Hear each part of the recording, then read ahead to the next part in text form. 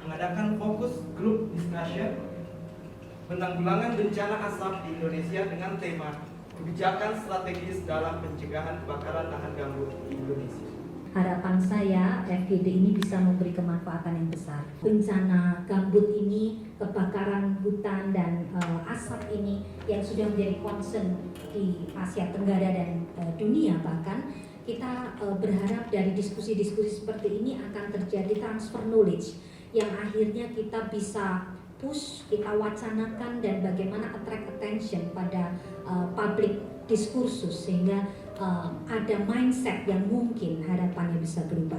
Bapak Presiden memberikan arahan dalam rapat koordinasi nasional yang secara khusus membahas upaya pencegahan kebakaran hutan dan lahan. Memperjuangkan diplomasi gambut. Saya betul-betul ngalamin sendiri kalau di Riau itu yang kelas menengah ekonomi menengah ke atas Bu, evakuasi Bu. Keluarganya dikirim kemana-mana, ke Jawa, ke Singapura, ke mana-mana. Restorasi itu bisa. Jadi kalau yang ngomong restorasi itu nggak bisa itu cuma pengen mau membakar aja. Pemerintah sekarang mulai memikirkan gimana sawit ini direm, moratorium atau diapakan. Ini yang jadi timing ini orang-orang tua, orang miskin. Yang kaya ada di Jakarta, ada di Pekanbaru, ada di Bandung, ada di Bogor, termasuk di universitas.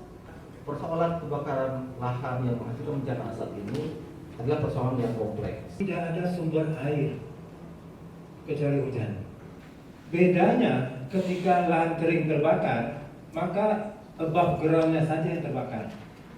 Tapi gambut, tanaman atas terbakar, gambutnya ikut terbakar. Kita selaku masyarakat melihat nih perusahaan ini betul nggak ada melakukan ini tugasnya, harus melakukan patroli dari wilayahnya.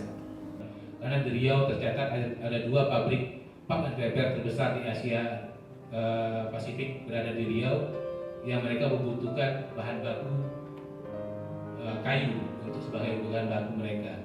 Waktu kebakaran dibantu Singapura, dibantu apa? Padahal perusahaan mereka juga yang bakar gitu. Di tempat saya yang SP3 itu perusahaan Malaysia. Kita ingin dievakuasi, tapi bagaimana mengevakuasi masyarakat Riau begitu banyaknya. Sementara Malaysia 2 hari bolak-balik Herculesnya mendarat di konsulat mengangkut semua masyarakatnya yang ada di Riau untuk dipulangkan ke Malaysia menggunakan Hercules. Selama 18 tahun bencana asap tidak ada protap penanganan asap itu dikeluarkan oleh kementerian.